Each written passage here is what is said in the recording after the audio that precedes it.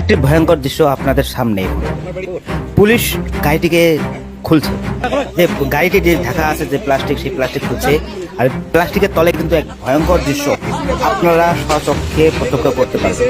আর দেখুন, গাড়ির ভিতরে প্লাস্টিকের তলে ছিল আমের কার্টন, খালি কার্টন।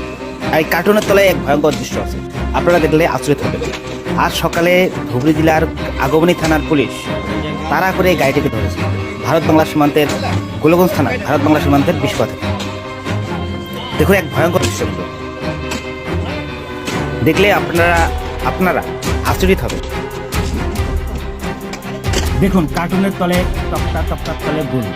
এই গরুগুলো যারা চোরাং পাচারকারীরা বাংলাদেশে পাচার করার জন্য নিয়ে এসেছিল, কিন্তু আগমনী পুলিশের হাতে ধরা হয়। এই দেখুন, তক্তা তোলার পাশে কী বের হয়, ভয়ঙ্কর দৃশ্য, অমানবীয় দৃশ্য, অমানসিক দৃশ্য।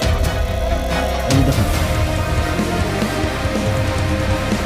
দেখুন এই যে দশটা করে বাপরে, এমন দৃশ্য প্রথম।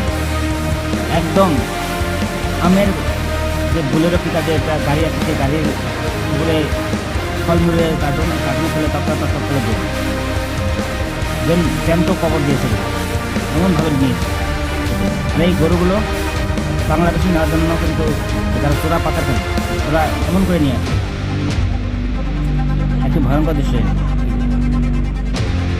আর আগমনী পুলিশ তারা করে ধরে এই গরুগুলো।